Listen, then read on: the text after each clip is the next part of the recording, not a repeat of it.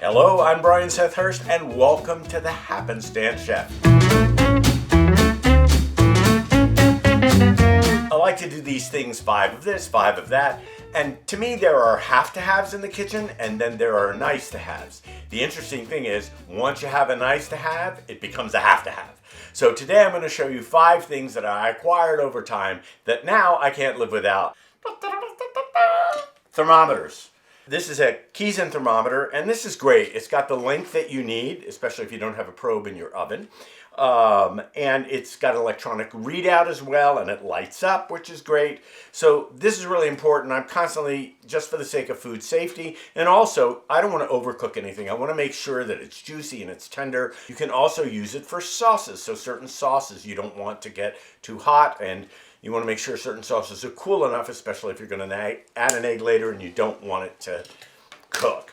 This is a candy thermometer, and believe it or not, this was my latest nice to have. I have not used this yet. I thought I'd make some candy for Christmas, but it's got everything you need here. It's got the thread, softball, hardball, soft crack. So I thought, well, I'll get this, and then I will try my hand at candy making. And number 2. A meat pounder. If you are going to make chicken fried steak and you're banging the the hell out of the steak, this is great. On the other side is a tenderizer, and I have used this for chicken fried steak. When I make chicken cordon bleu, you want that nice thin chicken breast. What I do is I either put it in a plastic bag or I wrap it in saran wrap, and then I just bang away and to get the meat to the thickness I want. Okay, number 3. So this was a gift from a friend of mine, my friend Maura, and now I love this. These are bear claws. So, couple good things about these things.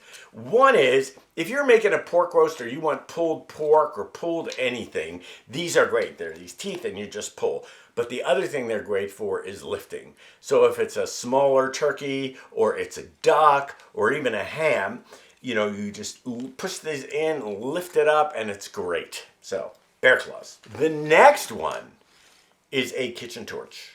What I use it for is browning the top of things. If I haven't gotten the browning that I want on a skin after I pull it out of the oven, sometimes I put a little honey glaze or a little honey balsamic glaze, and then I do it this way because I don't want the meat to get more cooked.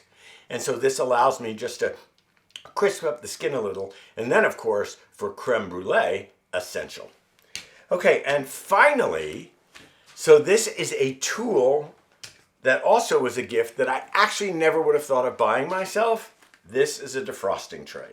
Here we have lamb chops, and the defrosting tray actually has that heat exchange liquid in it. I don't even know what you call that. For meat, for fish, for chicken, in most cases it will cut the defrosting time in half.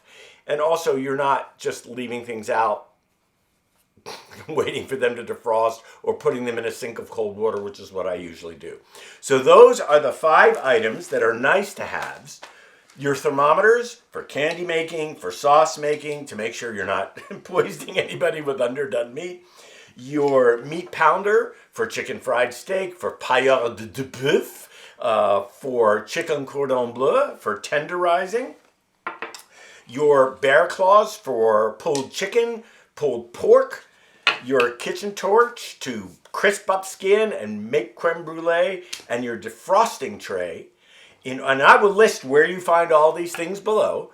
Your defrosting tray to cut your defrosting time in half. So, there you have it.